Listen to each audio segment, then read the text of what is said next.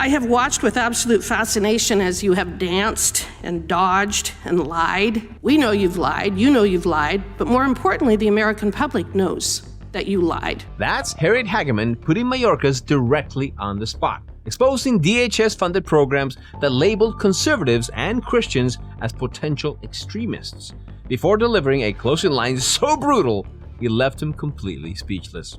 And today, we're covering it all. So, hit the subscribe button and let's jump right into it. The First Amendment to the United States Constitution rests on the principle that no person or institution, including the government, has a monopoly on the truth, and that viewpoint-based suppression of speech by the government is dangerous and may even spell the death of a constitutional republic. Under the First Amendment, the government has no power to restrict expression because of its message, its ideas, its subject matter, or its content. Labeling speech misinformation does not strip it of its First Amendment protection. That is so even if the speech is untrue, as some false statements are inevitable if there is to be an open and vigorous expression of views in public and private conversation. In refusing to carve out a First Amendment exception for false speech, the framers of our Constitution recognize the significant danger in making the government the ultimate arbiters of truth. And it is axiomatic, in the words of the Supreme Court, that the government may not induce, encourage, or promote private persons to accomplish what it constitutionally is forbidden to accomplish. Now, when it comes to the First Amendment, saying the left or the Democrats have a problem with it might actually be an understatement. Today, you'll see many of them sounding the alarm over a few late-night hosts getting canceled. But it really wasn't that long ago that leading figures within the party were openly questioning the limits of free speech itself. Even Politico was writing about this issue a decade ago. The main point for it is having absolute control over the narrative, because once you start labeling views you disagree with as hate speech, misinformation, or disinformation, you suddenly gain the power to decide what's acceptable to say and what isn't. Harriet pointed to a perfect example of how that played out in practice, and it happened right under Mayorkas' watch. Secretary Mayorkas, it was reported in May that the DHS, through the Targeted Violence and Terrorism Prevention Grant Program, is funding groups targeting conservatives and equating them to domestic terrorists. One grant to the University of Dayton for a program titled Prevents O hosted a seminar titled Extremism, Rhetoric, and Democratic Precarity. One of the speakers, a known Antifa member, as part of his presentation shared a pyramid of far-right radicalization, which likened the Republican Party to the Heritage Foundation, the American Conservative Union, Fox News, Breitbart News, the National Rifle Association, Prager University, Tea Party Patriots, the MAGA movement, and the Christian Broadcasting Network as the first steps on path leading to Nazism and militant neo-Nazism, among other appalling ideologies and groups.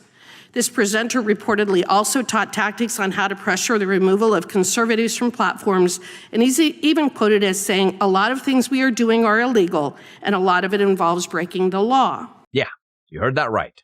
Under Mayorkas, the DHS used a terrorism prevention program to fund a university that tried to equate mainstream conservative organizations with extremist movements. Ironically, in its grant application, quote, Dayton cited the Southern Poverty Law Center as one of its sources. Now, considering everything that's come out about the SPLC in recent months, it's not hard to see why this funding was approved. Now, to be fair, the seminar and presentation Harriet mentioned took place before the grant was awarded. But the fact that DHS chose to fund the same academic environment that produced that infamous pyramid says a lot about what Mayorkas' priorities were. And when Hageman started pressing him on those decisions, he kept talking around the question, hoping the clock would run out. Take a look. Secretary Mayorkas, does the affiliation with conservative or Christian beliefs make someone a Nazi or a domestic terrorist? Of course not. Okay. Then if that's so, why is your agency targeting Americans who are Christians and conservatives? We are not. Okay. Secretary Mayorkas, when did you become aware that the University of Dayton was implementing your grant funding program to target conservatives and Christians? It is my understanding that it is not. When did you become, so you're not aware of that? No, it is my understanding that it is not. You're unaware of the information that has been produced, and have you ever seen the pyramid that is up on the screen right now? I learned about the individual speaker's comments, with which I profoundly disagree. Okay, so when did you find out about the speaker's comments? I don't quite recall, Congresswoman. So Mayorkas is saying he doesn't agree with the pyramid, nor with the person who created it. Yet, his department still approved funding for the university program tied to it. How exactly is that supposed to add up? And if you look at broader Biden administration, this isn't the first story where government resources were used to go after conservatives. For instance, the FBI used the January 6th probe as an excuse to, quote, potentially investigate over 150 Republicans and GOP-linked groups. Then there was Jack Smith, who relied on that same excuse to obtain the call logs of 10 Republican lawmakers, and he got subpoenas in a pretty questionable way. That's why when you stop looking at these stories as isolated incidents and start viewing them as part of a whole-of-government approach, the picture becomes damning, to say the least. After laying all of that out, Harriet went on to deliver a brutal takedown of Mayorkas, one that left him completely speechless. Mr. Mayorkas, I actually really want to thank you as well for coming here today, for your performance. I have watched with absolute fascination as you have danced and dodged and lied. Yes, lied. We know you've lied, you know you've lied, but more importantly, the American public knows that you lied throughout your testimony today. And yet you believe that you and your fellow architects of the censorship industrial complex think that you should be able to determine what is and isn't true, and what is and isn't untrue. You are the walking, talking epitome of the very tyrant that our forefathers recognized would gravitate towards government service. You and people like you would do everything in your power to control speech, to control freedom, to take away our rights.